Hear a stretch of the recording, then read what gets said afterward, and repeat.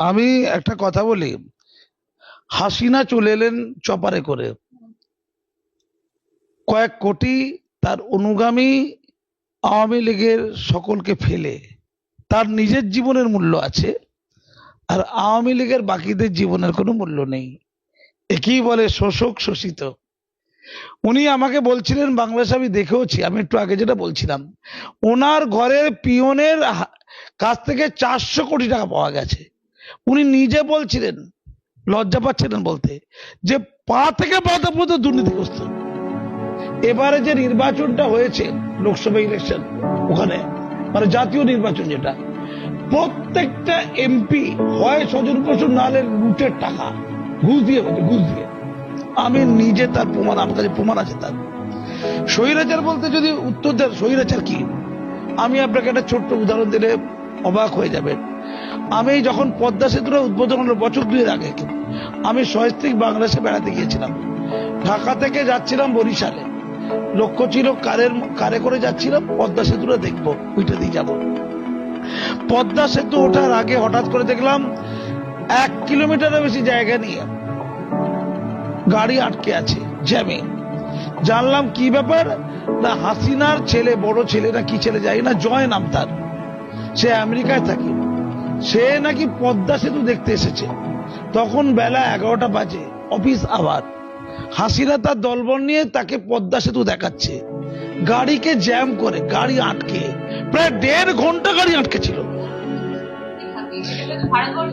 আমি অন্য কথা বলছি, ভারতবর্ষের প্রধানমন্ত্রী এতটা উন্মাদ হয়ে যায়নি যে আমাদের দ্বিতীয় হুগলি সেতু বা হাওড়া ব্রিজ 1.5 ঘন্টা আটকে রেখে তার পরিবারের কোন লোককে ব্রিজ দেখাবে। এমন হয় না। কাউকে যদি ব্রিজটা দেখাতে হয় 5-7 মিনিটের মধ্যে ছেড়ে দেওয়া উচিত। অ্যাম্বুলেন্স দাঁড়িয়ে আছে, লোক কাঁদছে। আমি ওখানকার পাবলিককে বললাম, আপনারা প্রতিবাদ করছেন না কেন? বলছে আমাদের গুলি করে মারবে, মেরে লাল করে দেবে। হ্যাঁ, গুলি।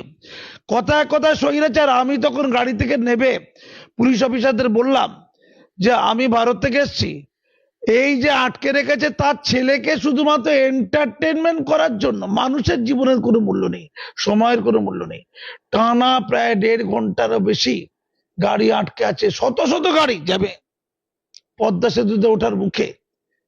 আমি বললাম যে ভারত থেকে আমি এসেছি, ভারতের আমি একজন পদ্মশ্রী অ্যাওয়ার্ডি সম্মানী ব্যক্তি দেশের, আমার গাড়ি দাঁড়িয়ে আছে, আপনারা একটু জানান তাকে, হাসিনার দলবলকে জানান যারা ভেতরে বসে আছে, আটকে রেখেছে গাড়ি।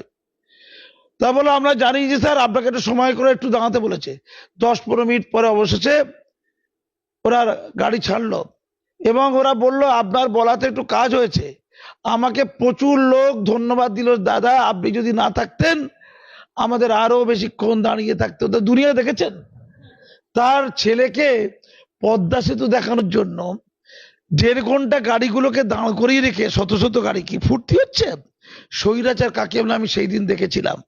তিনি যে বলেছেন ছেলে মেয়ের জন্য আমি কিছু করি। আরে কোটি কোটি টাকা লুট। তার বিরুদ্ধে সবচেয়ে বেশি অভিযোগ আছে দুর্নীতি। শুনে নিন এটা। আজকে যে ঘটনা ঘটলো, কত কম জ্ঞান দেখুন। এই যে পরিবারতন্ত্রের কথা বলা হয়, এটা পরিবারতন্ত্রের কুফল। বঙ্গবন্ধু মুজিবুর রহমানের যে মর্যাদা, তাকে ধূলিসাৎ করলো। কিভাবে ধূলিসাৎ করলো? যে ঘটনা ঘটেছিল, ওই আরুক মুন্সি সাহেব বলছিলেন এটা তুচ্ছ ঘটনা ছিল ফোড়া করে দিল ক্যান্সার।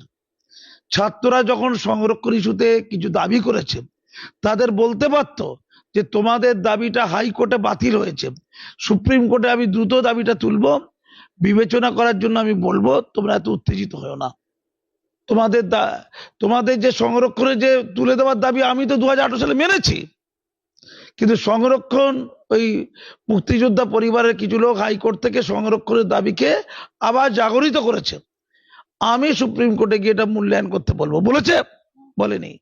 আবু শহীদকে মনে পড়ে? অল্প বয়সে 17-18 বছরের যুবক, তরুণ তাজা, সে শুধুমাত্র সংরক্ষণ বাতিল চেয়েছিল।